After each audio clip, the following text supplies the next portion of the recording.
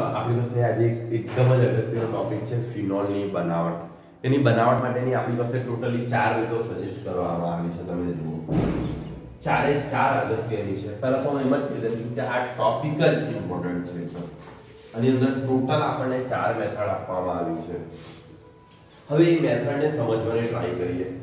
દરેક મેથડ ની દરેક રીતની અંદર ફિનોલની તમને એ મળતો છે. ફિનોલ એટલે તમને એક વસ્તુ ખબર છે, બેન્ઝીન રિંગની ઉપર કયું ગ્રુપ જોડાયેલું છે? અહીંયાથી OH ગ્રુપ હશે. OH ગ્રુપ જોડાયેલો છે અને તમે કયા તરીકે ઓળખો છો? ફિનોલ તરીકે ઓળખો છો. ફર્સ્ટ તો અહીંયાથી હું તમને કહી દઉં છું, આની અંદરથી પરિવર્તન વાળા ક્વેશ્ચન પણ આવે છે. ડાયરેક્ટ તમને કહેશે કે આ વસ્તુમાંથી આ વસ્તુ બનાવો. દાખલા તરીકે એવું કહી દે કે બેન્ઝીનમાંથી અથવા ક્લોરોબેન્ઝીનમાંથી ફિનોલની બનાવો. એ રીતે પણ આવી શકે છે. એટલે એક પોઈન્ટ ઓફ વ્યૂ આની અંદર પરિવર્તન નીકળે છે, પણ હું તમને હાઇલાઇટ કરીશ. બીજું, અહીંયા જે ચારે ચાર મેથડ આપવામાં આવી છે, ચારે ચાર ઇમ્પોર્ટન્ટ છે. એની અંદર તમે જુઓ, ફર્સ્ટ મેથડ છે અને લાસ્ટ મેથડ ક્યુમિન પદ્ધતિ અને બીજું હેલો એરિન સંયોજનોમાંથી બનાવટ, એકદમ મોસ્ટ ઇમ્પોર્ટન્ટ મેથડ છે. હવે દરેક રીતની અંદર તમને ફિનોલનું ઉત્પાદન થતું હશે તો એની પાછળ કોઈ કારણ છુપાયેલું હશે. રસાયણ વિજ્ઞાનનું કોઈ એક મિકેનિઝમ હશે જે કાર્ય કરતું હશે. બટ આપણી ટેક્સ્ટ બુક ની અંદર એ મિકેનિઝમનો અહીંયાથી કોઈ ચર્ચા પણ નથી કરવામાં આવી. અને હા, હું પણ તમને એ જ ઇક્વેશન એટલે એ જ પ્રક્રિયાના મિકેનિઝમ બતાવીશ જેમાં તમને એવું લાગે કે આ ઘણું ડાયરેક્ટ થઈ જાય છે, તમને આઈડિયા જ નહીં આવે. અને જેમાં એવું લાગે કે યાદ રાખવાની ટ્રીક છે ને તમને સરળતાથી યાદ રાખી શકાશે, તો એનું મિકેનિઝમ તમારે ભણવાની જરૂર નથી. કારણ કે તમે બધાના સમજવા જશો તો લોડ વધી જશે અને તમે કઈ એક વિષય લઈને પરીક્ષા નથી આપવા. એટલે હું તમને બને ત્યાં સુધી જો ડાયરેક્ટ યાદ રાખી શકાય એવા મિકેનિઝમ હશે તો એની અંદર હું તમને ડાયરેક્ટ જ બતાવી દઈશ ટેક્સ્ટ બુક. અને કદાચ એવું બને કે અમુક વસ્તુ એવું હશે કે જે બનતી હશે પણ એમાં ઘણા બધા સ્ટેપ વચ્ચે તમને એવું લાગે કે અચાનક આના પરથી આ પ્રોડક્ટ આવે છે, તેને યાદ કેવી રીતે રાખે? તો હું તમને યાદ રાખવા માટેના વચ્ચેના સ્ટેપ લિંક કરીને બતાવીશ. વાસ્તવમાં બને છે ને તમે તમારી ટેક્સ્ટ બુક કે નોટબુક ની અંદર નોંધી લેવાની પેન્સિલથી કે ભાઈ આની પાછળ આ વસ્તુ છે. અને જેમાં એવું લાગે છે કે હું ડાયરેક્ટ કરાવી દઈશ અને તમે યાદ પણ રાખી શકશો તો તેની અંદર આપણે મિકેનિઝમની ચર્ચા કરવાના નથી. તો આપણે ફિનોલની બનાવટ માટેની ફર્સ્ટ રીત જોઈએ છે હેલો એરિન સંયોજનોમાંથી ફિનોલની બનાવટ. ફર્સ્ટ મેથડ અહીંયાથી સમજવાની ટ્રાય કરજો. હેલો એરિન સંયોજનો.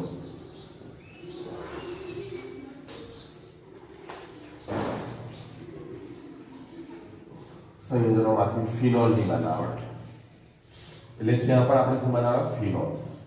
એકચ્યુઅલી ફિનોલનું જ ઉત્પાદન છે. આપણે આલ્કોહોલનું ઉત્પાદન કરી ગયા છે, હવે ફિનોલનું ઉત્પાદન. હેલો એરિન સંયોજનો એટલે કે ક્લોરોબેન્ઝીન કે આ કોઈ પ્રોડક્ટ હશે તો દાખલા તરીકે આપણે ક્લોરોબેન્ઝીન લઈએ છીએ.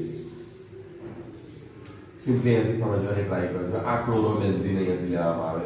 એ ક્લોરોબેન્ઝીનની જ્યારે પ્રક્રિયા કરવામાં આવે છે સોડિયમ હાઇડ્રોક્સાઇડની હાજરીની અંદર, સોડિયમ હાઇડ્રોક્સાઇડની હાજરીમાં પ્રક્રિયા કરવામાં છે. આના માટે ટેમ્પરેચર ઘણું ઊંચું જોઈએ છે, 623 કેલ્વિન તાપમાન જોઈએ છે અને 300 વાતાવરણ જેટલું દબાણ જ્યારે આ પ્રક્રિયા કરવામાં આવે છે ત્યારે તમને સોડિયમ ફિનોક્સાઇડ મળે છે. આ ત્યારે તમને કયું સંયોજન મળે છે? Sodium phenoxide.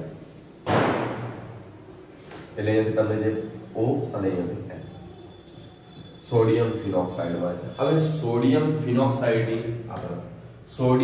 ફિનોક્સાઇડની જ્યારે તમે એસિડીકરણની પ્રક્રિયા કરો છો, એસિડીકરણની પ્રક્રિયા કરવા માટે તમને કોઈ એક એસિડ જે HCl અધરવાઇઝ H2O હશે તો પણ એસિડીકરણની પ્રક્રિયા થાય છે ત્યારે તમને પ્રોડક્ટ તરીકે આલ્કોહોલ મળે છે. ત્યારે તમને શું મળે છે? આલ્કોહોલ મળે છે. આ રિએક્શન હશે જનરલી તમારે અહીંથી પ્રક્રિયા ખાસ ધ્યાન રાખજો. ક્લોરોબેન્ઝીનની જ્યારે સોડિયમ હાઇડ્રોક્સાઇડની હાજરીમાં પ્રક્રિયા કરવામાં છે કેટલા તાપમાને? 623 કેલ્વિન તાપમાને અને 300 વાતાવરણ દબાણે જ્યારે પ્રક્રિયા કરો છો ત્યારે તમને સોડિયમ ફિનોક્સાઇડ મળે છે. આ એક અગત્યની નિપજ છે એટલે હું તમને સમજાવીશ. અને સોડિયમ ફિનોક્સાઇડની જ્યારે પ્રક્રિયા એસિડની આની સાથે પ્રક્રિયા કરવામાં આવે તો જો સિમ્પલી શું થશે ખબર? અહીંયાથી H+ ને Cl- છૂટા પડશે. તો તો જુઓ અહીંયા Na+Cl થઈ જશે એટલે એ તમારું મુક્ત થઈ જશે અને અહીંયાથી શું હશે O ગ્રુપ હતું એની સાથે જોડાઈ જશે એટલે આવું ગ્રુપ મળે છે આ સ્ટેપ તો તમે ડાયરેક્ટ યાદ રાખી શકો ઇનફ છે તમે આ રીતે લોજિક દોડાવો હું એવું નથી કહેતો કે તમને આ એકદમ રાઈટ જ પરફેક્ટ વે છે બટ તમારી સમજણ માટે ઇનફ છે HCl માં શું હશે H+Cl- હશે હવે Cl કોની સાથે જોડાશે સોડિયમ સાથે સોડિયમ ક્લોરાઇડ મુક્ત થઈ જશે NaCl અને અહીંયા OH હતું ને આ H મને જોડાઈને શું બનાવી દેશે આલ્કોહોલ બટ આ સ્ટેપ પર તમે જુઓ તો ઘણું બધું તમને એવું લાગે કે ડાયરેક્ટ છે કઈ રીતે આ પ્રોસેસ થઈ ગઈ તો હું તમને થોડુંક સમજાવવા ટ્રાય કરું કે એની પાછળનું રિએક્શન તમારી ટેક્સ્ટ બુક ની અંદર બસ આટલી જ રિએક્શન સજેસ્ટ કરવામાં આવે છે તમને યાદ હોય તો તમારે આટલી જ લખવાની એક્ઝામ માં પણ આ જ લખવાની છે પછી ક્લોરોબેન્ઝીન ની પ્રક્રિયા જ્યારે સોડિયમ હાઇડ્રોક્સાઇડ ની હાજરીમાં કરવામાં છે 623 તાપમાન 300 વાતાવરણ દબાણે ત્યારે તમને શું મળે છે સોડિયમ ફિનોક્સાઇડ નું નામ લખેલું છે સોડિયમ ફિનોક્સાઇડ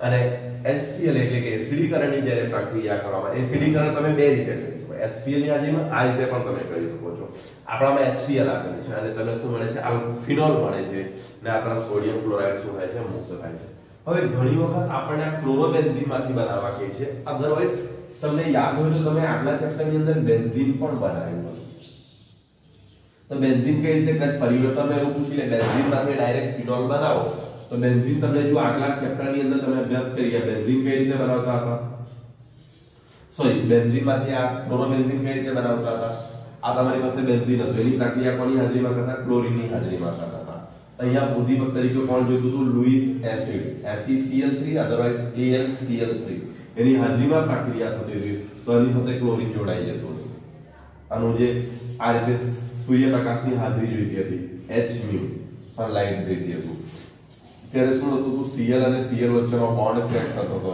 એક Cl એની સાથે જોડાતું હતું એટલે આ સ્ટેપ પણ તમને ડાયરેક્ટ ત્યાં લઈ જાય એટલે તમે પરિવર્તનમાંથી આ રીતે પણ ડાયરેક્ટ ત્યાં જવા કેવી રીતે થાય હવે ફર્સ્ટ આની પાછળનું રીઝન સમજીએ આ સ્ટેપ તો આપણે પાછળથી ક્લોરોબેન્ઝીનમાંથી આપણે સોડિયમ ફિનોક્સાઇડ કઈ રીતે મળે છે એને સમજવાની ટ્રાય કરો આગલું સ્ટેપ તો તમને ખબર જ છે ફર્સ્ટ તમે શું લેશો અહીંયાથી ક્લોરોબેન્ઝીન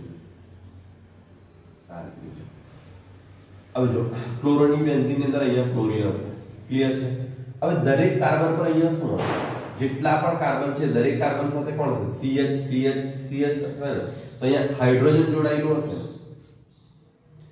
દરેક કાર્બન પર રીતે હાઇડ્રોજન હશે ટૂંકમાં CH હશે તો તેમાંથી H ને મેં બહાર દર્શાવ્યો છે અહીંથી CH હશે તો હું આ C ને જ આવવા દઉં છું પણ H ને બહાર કરીને દર્શાવું છું આ રીતની પ્રોસેસ હશે હવે જ્યારે હું અહીંયા સોડિયમ હાઇડ્રોક્સાઇડ નો યુઝ કરું છું ત્યારે એની અંદર કોણ હશે OH માઈનસ આયન હશે ને OH તમારું શું હશે માઈનસ આયન હશે હવે હાઇડ્રોજનનો જે અણુ છે એ શું કરશે તો પોતાના જે આ હાઇડ્રોજન છે પોતાના બંને ઇલેક્ટ્રોન આ કાર્બનને ડોનેટ કરી દેશે અને એ કોની સાથે આવીને જોડાઈ જશે આ OH અને એક લિવિંગ ગ્રુપ તૈયાર થાય છે કયું તૈયાર થાય છે H2O એ તમારું શું રહેશે મુક્ત થઈ જશે ક્લિયર પડે છે હાઇડ્રોજને પોતાના બંને ઇલેક્ટ્રોન આ કાર્બનને ડોનેટ કરી દીધા ડોનેટ કરે એટલે ત્યાં કયો ચાર્જ આવી જશે નેગેટિવ એને ચાર્જ મેળવી લીધા અને આ શું થાય છે અહીંયા OH ગ્રુપ ઓલરેડી હતું તેની સાથે જોડાઈને H2O બનીને લિવિંગ ગ્રુપ તરીકે શું થશે બહાર નીકળી જશે એટલે હવે તમારી પોઝિશન આવી ગઈ છે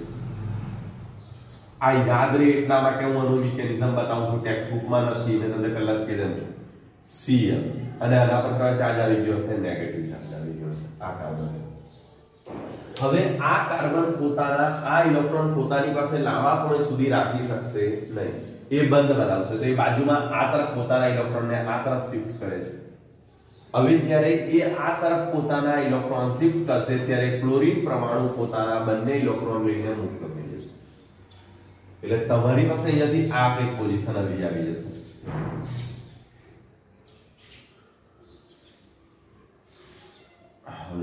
ક્લોરીન પોતાના ઇલેક્ટ્રોન લઈને મુક્ત થઈ જશે એટલે અહીંયા કયો ચાર્જ આવી ગયો છે તમારો પોઝિટિવ કારણ કે પોતાના ઇલેક્ટ્રોન લઈને મુક્ત થાય છે ને આ તરફ જે ઇલેક્ટ્રોન હતા એ આ તરફ શિફ્ટ થયા છે અહીંયા ટ્રિપલ બોન્ડ આવી જશે અને છે ને બેન્ઝાઇન તરીકે ઓળખવામાં આવે છે આ એક અગત્યનું સંયોજન છે અને બેન્ઝાઇન તરીકે ઓળખવામાં આવે છે કયા નામે ઓળખીએ છીએ આપણે બેન્ઝાઇન તરીકે ઓળખવામાં આવે છે હવે આપણી પાસે અહીંયાથી ફરીથી ધ્યાન આપો સોડિયમ હાઇડ્રોક્સાઇડ તો હાજર છે તમારી પાસે સોડિયમ હાઇડ્રોક્સાઇડ હાજર છે તો હવે અહીંયાથી શું થશે તમારી પાસે જુઓ OH માઈનસ ગ્રુપ આની અંદર Na પ્લસ ને OH માઈનસ હશે ને તો OH ગ્રુપ તમારું અહીંયા જોડાશે અને આ જે બંધના ઇલેક્ટ્રોન હતા ફરી પાછા આ કાર્બન પર શિફ્ટ બંધના ઇલેક્ટ્રોન ફરી પાછા એ તરફ શિફ્ટ થવાના પ્રયત્ન કરશે એટલે તમારી પાસે વાસ્તવિકતા હવે કંઈક આવી જશે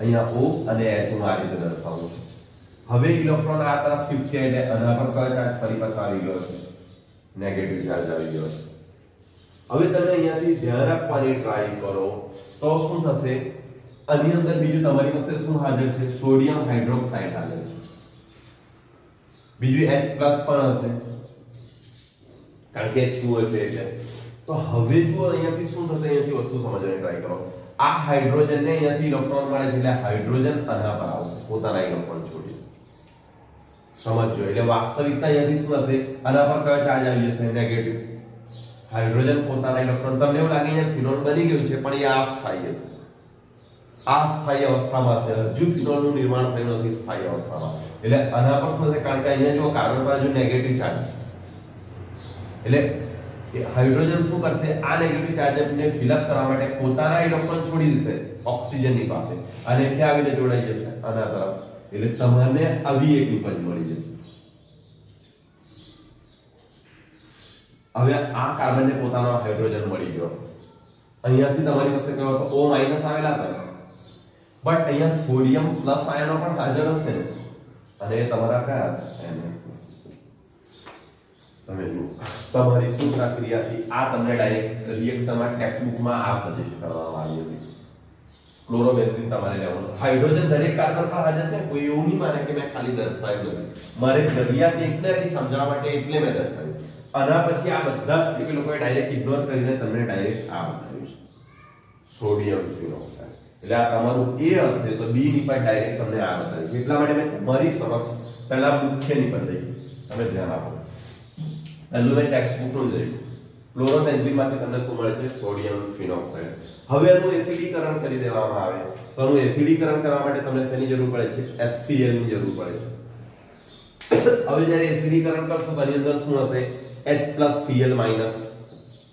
Cl- આની સાથે જોડાઈને મુક્ત થઈ જશે સોડિયમ ક્લોરાઇડ સલ્ફેટ અને H+ ત્યાં જોડાઈ જશે એટલે તમને એક અગ્નિ પદ મળી જશે જલ્દી જો અને અહીંયા શું આવી જશે OH અને આ હાઇડ્રોજન રહેશે હવે હાઇડ્રોજનને દર્શાવો કે ના દર્શાવો એનું કોઈ મહત્વ નથી કારણ કે બધા કાર્બન પર તો ઓટોમેટિક હાઇડ્રોજન છે જ એટલે એને દર્શાવવાની જરૂર નથી જેને તમે કયા નામે ઓળખો છો ફિનોલ તરીકે એટલે તમારી રિએક્શન ટેક્સ્ટ બુકમાં આ 3 સ્ટેપની અંદર દર્શાવવામાં આવી છે આ તમારું E માંથી ડાયરેક્ટ B લખે છે અને B માંથી ડાયરેક્ટ તમારી સમક્ષ શું આવે છે હવે હું દરેક રિએક્શનમાં હું સમજાવવાનો પ્રયત્ન નહીં કરીશ કારણ કે આ બધા સ્ટેપને યાદ રાખવા સરળ નથી હોતા જેમ રિએક્શન વધતી જશે તેમ તમારો પ્રોબ્લેમ વધતો જાય બટ અહીંયા તમને એવું લાગે કે આ ડાયરેક્ટ જાદુ થઈને એવું બને છે એવું નથી રિયલમાં એની પાછળ મિકેનિઝમ કામ કરે છે અને રસાયણ વિજ્ઞાનની અંદર દરેક વસ્તુની પાછળ કોઈ ને કોઈ કારણ છુપાયેલું હોય છે પણ જ્યાં સુધી આપણને યાદ રહી જાય ત્યાં સુધી એની અંદર પડવાની જરૂર નથી આની અંદર ઇમ્પોર્ટન્ટ પોઈન્ટ કહેવામાં આવે તો ફર્સ્ટ તમારે ટેમ્પરેચર અને પ્રેશર યાદ રાખવાના છે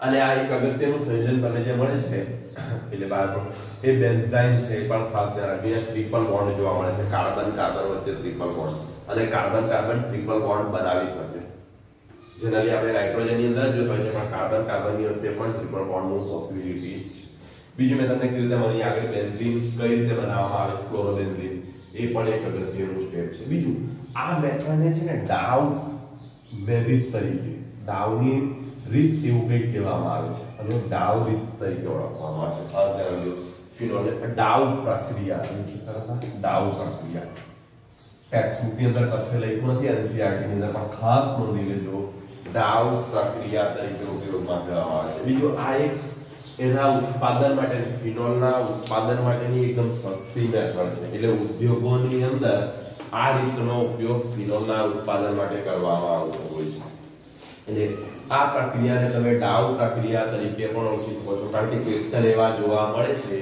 ડાઉ પ્રક્રિયા લખો ટેક્સ્ટ બુક ની અંદર શબ્દ ઉલ્લેખ નથી છતાં એવો ક્વેશ્ચન પૂછાય છે ડાઉ પ્રક્રિયા સમજાવો એટલે ખાસ નોંધી લેવાનું તમારે ડાઉ પ્રક્રિયા શું છે એટલે આ ક્વેશ્ચન મેં તમને ફરીથી કેમ છું, આ ક્વેશ્ચન 3 રીતે પૂછી શકાય. હેલોજેનિક સંયોજનોમાંથી આલ્કોહોલની બનાવટ, સોરી ફિનોલની બનાવટ. બીજું ડાઉ પ્રક્રિયા સમજાવો. બીજું ક્લોરોબેન્ઝીનમાંથી તમારી પાસે જો ફિનોલની બનાવટ, અધરવાઇઝ બેન્ઝીનમાંથી પણ ફિનોલ થઈ શકે તમને. પણ બેન્ઝીનમાંથી ક્લોરોબેન્ઝીન કેવી રીતે બનાવે તમે આટલા ચેપ્ટરની અંદર અભ્યાસ કરી ગયા. એની પાછળના આ રિએક્શનો, આ સ્ટેપ કામ કરતા હોય છે. તમારે પ્રેક્ટિસ કરવાની. આની અંદર જો ઘણા વિદ્યાર્થીઓના મનમાં એક એવો પ્રશ્ન ઊભો થતો હોય છે કે તમે જ્યારે રિએક્શન કરો ને તો અહીંથી ડાયરેક્ટ Cl NaCl સાથે જોડાઈ જવું જોઈતું હતું ને, H આવી જવું જોઈએ, ડાયરેક્ટ ફિનોલ મળી જવું જોઈતું હતું ને, પણ એવું થતું નથી આ તાપમાન અને દબાણ.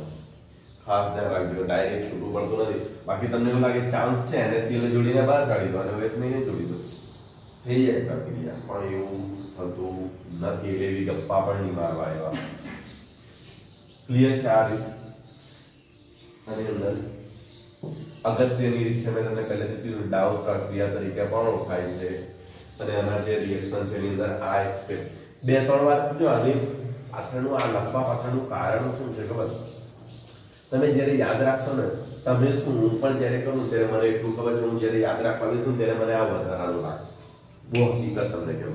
અને તમે જ્યારે કરવા બેસો ને ત્યારે તમને આ સરળતાથી યાદ રહી પણ છે. પણ પરિસ્થિતિ શું આવે ખબર? તમે અઠવાડિયા પછી પકડશો ને તો બસ આ વચ્ચે શું બને છે ને તે યાદ નથી આવતું, છેલ્લું યાદ છે. પરિસ્થિતિ યાદ થશે, હું બહુ ક્લિયર કે બસ વચ્ચેનું એક સ્ટેપ યાદ આવી જાય આગળનું તો હું કરી નાખું, પણ વચ્ચેનું જે એક સ્ટેપ યાદ આવે.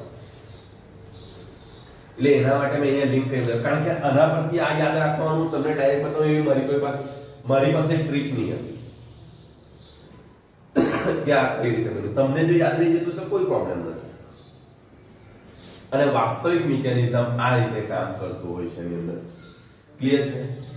બીજી રીત પર જઈએ.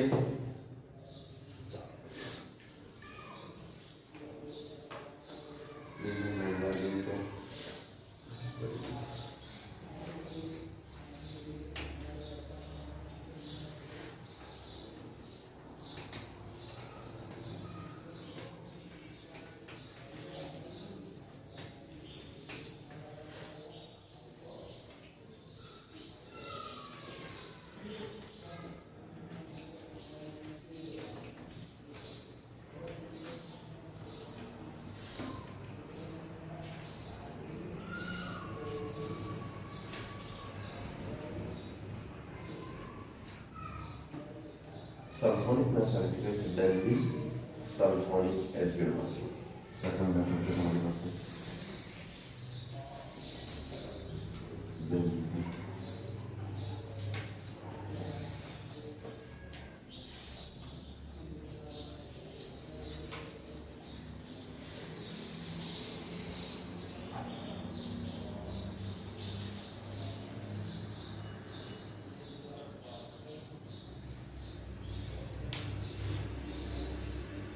ચલો સેકન્ડ મેથડ છે તમારી પાસે બેન્ઝીન સલ્ફોનિક એસિડ માંથી તમારે શું કરવાનું છે? ફિનોલનું ઉત્પાદન.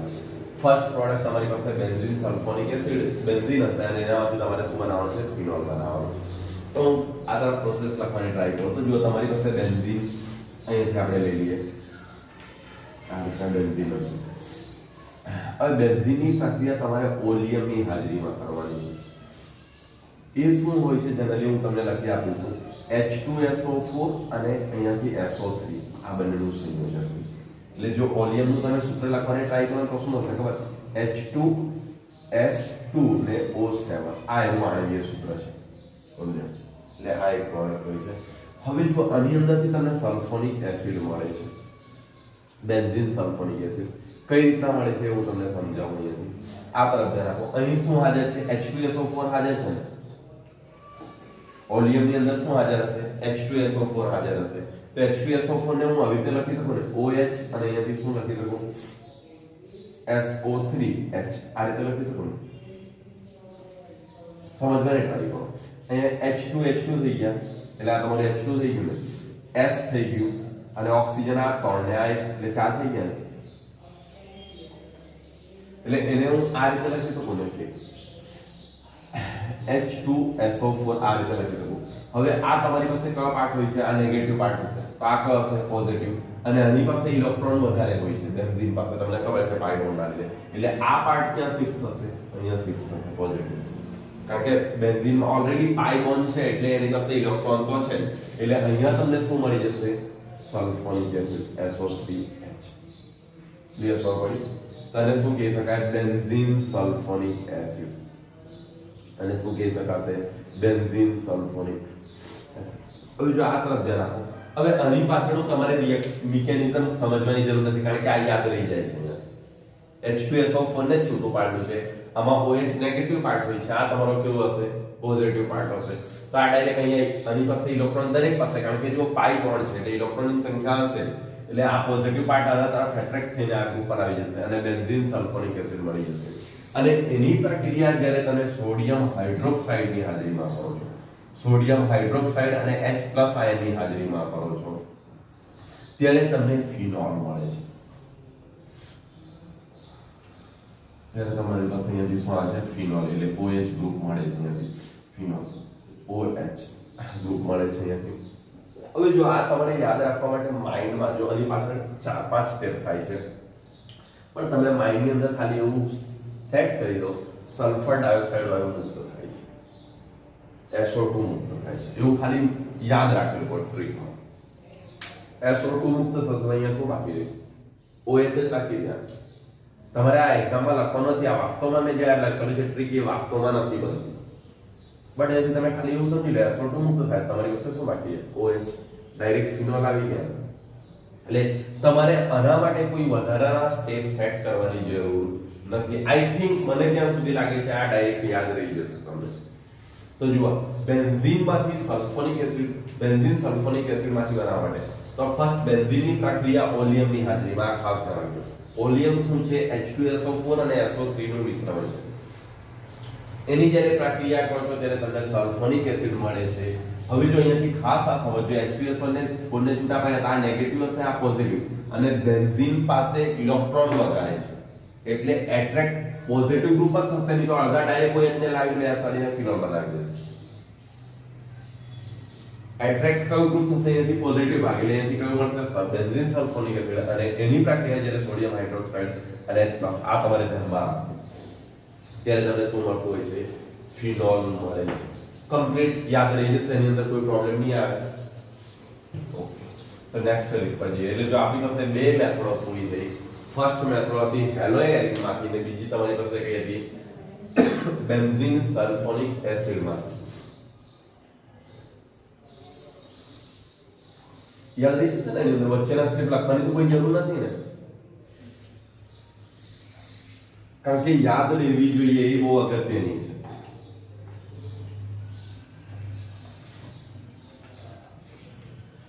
જો આગલો સવાલ હતો હેલોએરિન વાળો, એમાં એક પરિવર્તન હતું બેન્ઝીન વાળું. આમાં તો ઓલરેડી બેન્ઝીન માંથી સ્ટાર્ટ થતા હતા એટલે કોઈ એ નહીં હતું ત્રણ સ્ટેપની અંદર. ત્રીજું તમારી પાસે આવે છે ડાયઝોનિયમ ક્ષારમાંથી.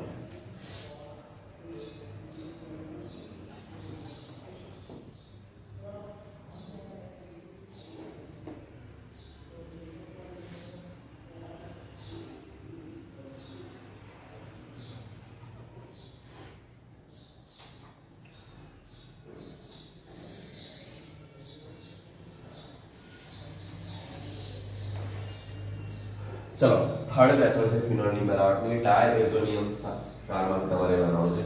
ફર્સ્ટ તો અહીંયાથી શું કરીશું? એનિલીન નો ઉપયોગ કરીશું. એનિલીન સંયોજનનો યુઝ કરીશું. તો એનિલીન તમારી પાસે કયું હોય છે? NH2. આ રીતનું જોઈએ છે ને એનિલીન. આ સંયોજન તમે એનિલીન તરીકે ઓળખો છો. હવે અહીંયાથી તમે ધ્યાન આપવાની ટ્રાય કરજો. આ કઈ રીતે બનાવવામાં આવે છે એટલે આપણે ચેપ્ટર નંબર 13 હશે આઈ થિંક. આ તમારું chapter chapter number 13 nitrogen amine સંયોજનો વાળું હશે. ત્યાં આપણે આ એનિલીન કઈ રીતે બનાવીએ છીએ એની બનાવટ ત્યાં આવશે બેન્ઝીનમાંથી. હાલ તો જે રીતે આપણે ક્લોરોબેન્ઝીન અહીંયા તમને મેં બતાવ્યું ને, ક્લોરોબેન્ઝીન ફર્સ્ટ રિએક્શન ની અંદર તમે જોઈ ગયા ક્લોરોબેન્ઝીન કઈ રીતે બને છે, કારણ કે એને આપણે હેલો આલ્કેન ચેપ્ટર ની અંદર સ્ટડી કરી ચૂકેલા હતા. એનિલીન વાળું એટલે કે આ એમાઇન સંયોજનો વાળું ચેપ્ટર હજી આપણે ભણવાનું બાકી છે. બેન્ઝીન માંથી એનિલિન પણ બનાવવામાં આવે છે, પણ હમણાં હું બતાવતો નથી. તમારી પાસે એનિલિન એટલે કે જ્યારે એની સાથે NH2 એમોનિયા ગ્રુપ જોડાયેલું હોય છે ત્યારે તમારે આ સંયોજનને એનિલિન તરીકે વાંચો છો, બરાબર.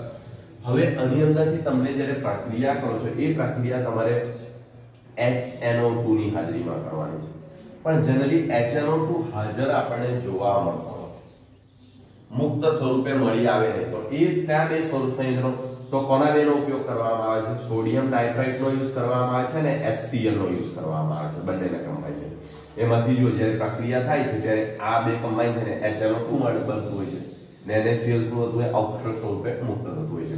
એટલે આ મુક્ત સ્વરૂપે આપણને મળતું નથી, એટલે આપણે શું કરીએ છીએ? આ બંને સંયોજનોને કમ્બાઈન કરીને યુઝ કરીએ છીએ.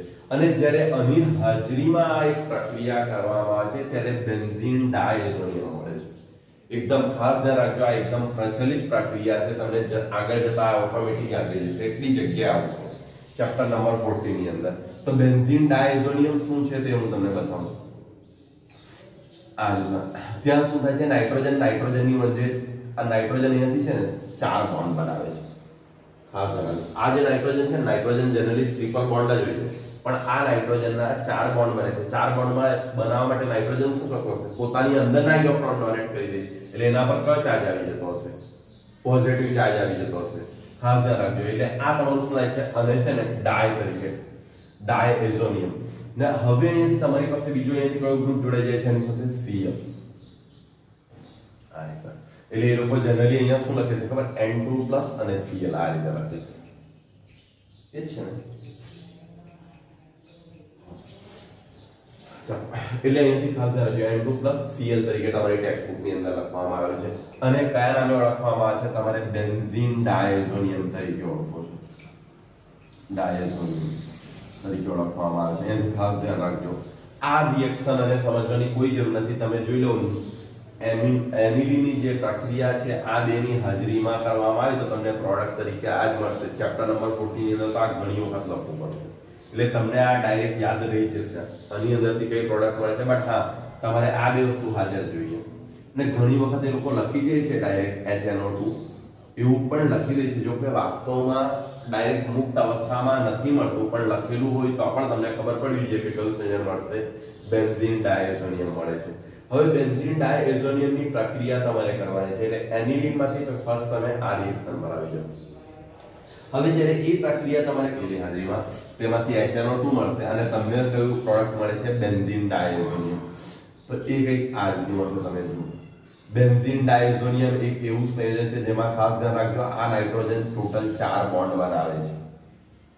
જનરલી નાઇટ્રોજન 3 જ બંધ બનાવી શકે,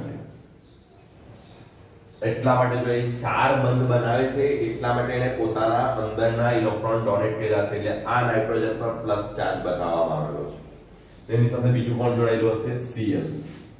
હવે જો આને તમે આ રીતે પણ લખી શકો, N2+ અને અહીંયાથી Cl, આ રીતના બેન્ઝીન ડાયઝોનિયમ આ ગ્રુપને. હવે એ પ્રક્રિયા જ્યારે કોની હાજરીમાં કરવામાં આવે છે? અહીંયાથી H2O ની હાજરીમાં કરવામાં આવે છે. H2O ની હાજરીમાં તમે જો અહીંયાથી કયા કયા હશે? H+ ને અહીંયાથી બીજું શું હશે તમારી પાસે? OH-. આ રીતના પ્રક્રિયા. હવે જો અહીંયાથી આ પ્રક્રિયાને જ્યારે તમે સમજવાની ટ્રાય કરો તો H2O ની હાજરીમાં આ પ્રક્રિયા કરવામાં આવેલી છે. અહીંયાથી તો ફર્સ્ટ જુઓ, અહીંયા Cl છે ને આ તરફ H છે, તે બંને જોડાઈને કયું સંયોજન મુક્ત કરી દેશે? HCl મુક્ત થઈ જશે ને, એટલે અહીંયાથી કયો ભાગ છૂટો પડી જશે? HCl છૂટું પડી જશે. બરાબર. હવે તમારી પાસે અહીંયાથી કયું સંયોજન બાકી રહ્યું છે? નાઇટ્રોજન વાયુ N વાયુ છે. નાઇટ્રોજન વાયુ તમને N2 સ્વરૂપે, એટલે નાઇટ્રોજન વાયુ મુક્ત થઈને ક્યાં જતું રહેશે? વાતાવરણમાં જતું રહેશે. અને હવે કયું ગ્રુપ બાકી રહ્યું? OH, જે અહીંયા એટેક થઈને તમારું શું બને છે? ફિનોલ. ક્લિયર છે? આ રીતની રિએક્શન થતી હોય છે. એને બને ત્યાં સુધી 4-5 વખત લખો, પ્રેક્ટિસ કરો, એમ સરળતાથી યાદ રહેશે નહીં. એની પાછળના એક વખત તમને શોર્ટ ટ્રીક બતાવી દેવામાં આવે છે, એ ટ્રીક પર તમે વારે ઘડીએ પ્રેક્ટિસ કરો, રિવાઇઝ કરો, તો જ તમને યાદ રહેશે, બાકી ડાયરેક્ટલી યાદ રહેશે. આ એક વસ્તુ ખાસ ધ્યાન રાખજો. એટલે આ તમારી કોનામાંથી બનાવવામાં આવ્યું? ડાયઝોનિયમ ક્ષારમાંથી. એટલે જુઓ, આલ્કોહોલ બનાવવાની ટોટલ ફિનોલ બનાવવાની આપણે ટોટલ 3 રીતો કવર કરી. હેલોએરિન સંયોજન, બીજું તમારી પાસે કયું હતું સલ્ફોનિક એસિડ માંથી, અને ત્રીજું ડાયએઝોનિયમ ક્ષારમાંથી. અને ચોથી મેથડ છે ક્યુમિન પદ્ધતિ દ્વારા. સૌથી અગત્યની પદ્ધતિ છે, એટલે કે ફોર્થ મેથડ પર જઈએ. ક્લિયર છે ને? આમાં કોઈ સમજવામાં તમને તકલીફ પડતી એવું નહીં લાગે? કારણ કે મેં જ્યારે કાલે મેં કરી જોયા એની અંદર મને એવું લાગ્યું કે પહેલાની અંદર એક તકલીફ પડશે, અને એમ પણ મેં પેલી એની ટેક્સ્ટ બુક વાંચું છું, ઓલ ઇન વન વાળાની કઈ આવે છે એનસીઈઆરટી ની, કોઈ આવતી હતી English medium, all in one જ છે લગભગ. એની અંદર પણ એ લોકો પહેલી જ સમજાવેલી હતી ડિટેલમાં, બાકીની તો બધી ડાયરેક્ટ જ લખેલી છે. ઇંગ્લિશ મીડિયમની છે કોઈ કેમેસ્ટ્રીની, કારણ કે એ લોકો એટલું ડિટેલમાં લખતા હોય છે, અને તમારી સમક્ષ બેઠું આને આ વાંચવાનો તો કોઈ મતલબ જ નહીં રહ્યો ને. એટલે એ લોકોની કદાચ જો તેની અંદર એક પહેલી જ ઇક્વેશન ડિટેલમાં સમજાવવામાં આવે તો બાકીના તો તમને ડાયરેક્ટ જ આપવામાં આવેલા.